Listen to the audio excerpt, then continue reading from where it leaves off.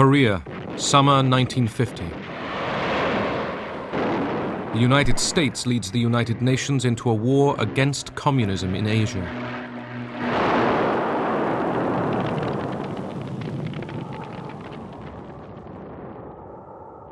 In winter, under attack from the Chinese communists, the UN troops are thrown into full-scale retreat.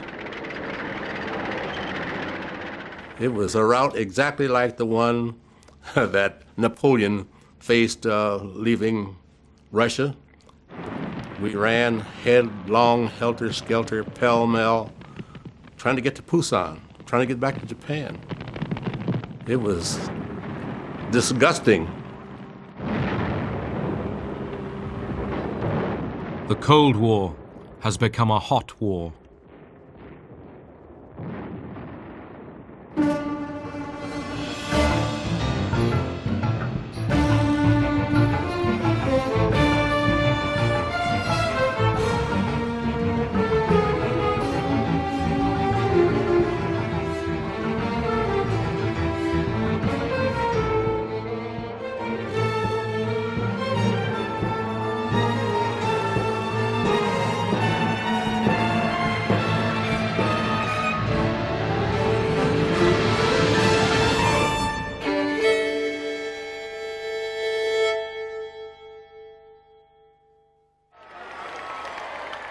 August 1945.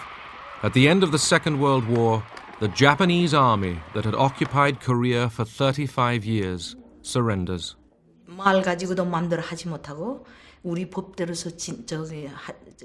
During the Japanese occupation, they forced us to follow the Japanese lifestyle, speak the Japanese language, use Japanese law.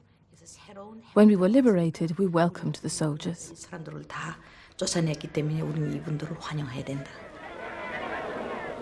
Russian and American troops liberated Korea, meeting together just as they had in Germany. As occupying powers, the Soviet Union and the United States agreed to divide Korea along the 38th parallel as a temporary measure. South of the divide, the Americans were in control. We made the Republic of Korea, really. Between the Pentagon and the State Department. American generals installed a hardline anti-communist, Syngman Rhee. His charm is somewhat deceptive because he's also very tough. He's absolutely unforgiving, very patriotic, and he's not nearly as sweet as he looks. Rhee was appointed as first president of the new Republic of Korea in 1948. American troops withdrew. North of the 38th parallel, the Russians were in control. They established a communist regime through a network of people's committees. Kim Il-sung, who had spent the war in the Soviet Union, was groomed for power. He was a very handsome young man, always smiling. Everybody liked him in Korea. He made a very good impression. He was the national hero of the Korean people. The Democratic People's Republic of Korea was proclaimed, with Kim Il-sung as its president. As Soviet troops withdrew, Kim dreamed of uniting Korea under communism. Kim Il-sung understood that to resolve the problem of unifying the two Koreas was very difficult, that he would need help.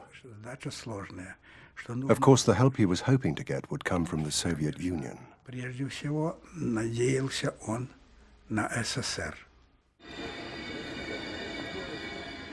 In March 1949, Kim Il-sung went to Moscow, his secret agenda to seek Stalin's permission to invade the South.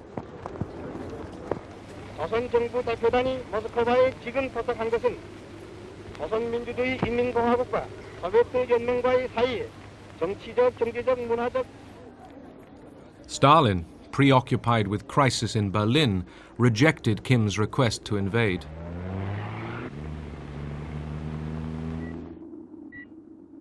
By the end of 1949, the international situation had been transformed. The Soviets detonated their first atom bomb.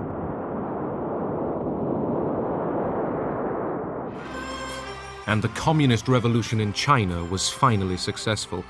Mao Zedong proclaimed the People's Republic of China. A treaty of friendship between Mao and Stalin created a communist global alliance, opening a second front of the Cold War in Asia. Stalin was now confident that the United States lacked the will to respond to events in Asia. In April 1950, he finally gave approval for Kim Il-sung to invade South Korea.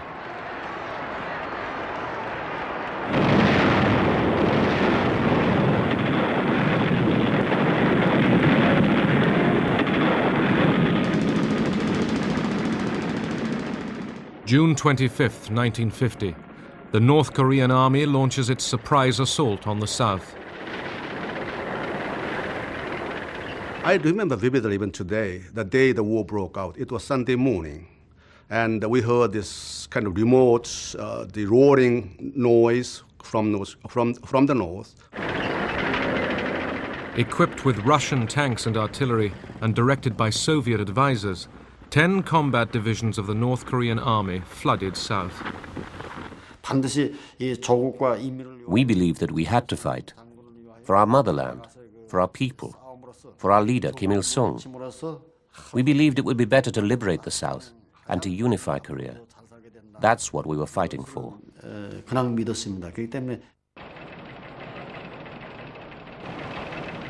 Sunday morning in Korea, Saturday evening in Washington. The Sunday papers prepare to go to press.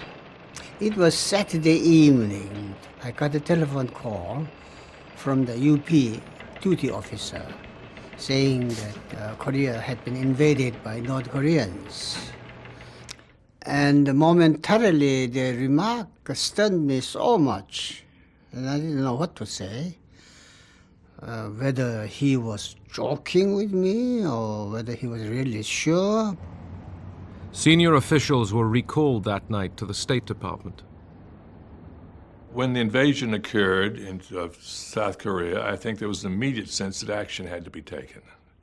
Exactly what that action was to be and how far it was to go, it was not something we had planned on. We had not worked out of a contingency plan for a war started by North Korea with South Korea. And about midnight, there was a call from President Syngman Rhee. I took the receiver and I said, please ask American government to rush necessary help. The South Korean ambassador went immediately to the State Department to see Assistant Secretary Dean Rusk. He said, if I quote him, we felt that this is a matter America alone cannot be concerned with. It is a matter the world has to be concerned. And with that judgment, we have decided to summon the Security Council for an emergency session. Noting with grave concern the armed invasion of the Republic of Korea by armed forces from North Korea. The following day, the Security Council met. Moscow was boycotting the United Nations because of its refusal to admit Communist China. Those in favor will please raise their hand.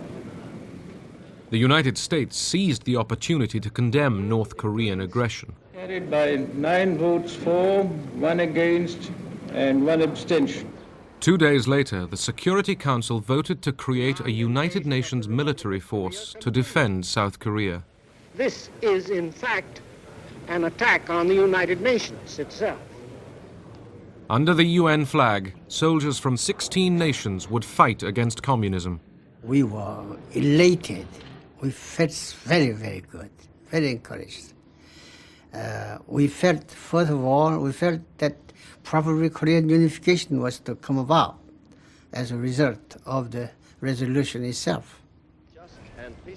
President Truman addressed the nation. Korea is a small country, thousands of miles away. But what is happening there is important to every American. The fact that communist forces have invaded Korea is a warning that there may be similar acts of aggression in other parts of the world. The feeling at that time was that a military operation of this magnitude could not possibly have been taken without these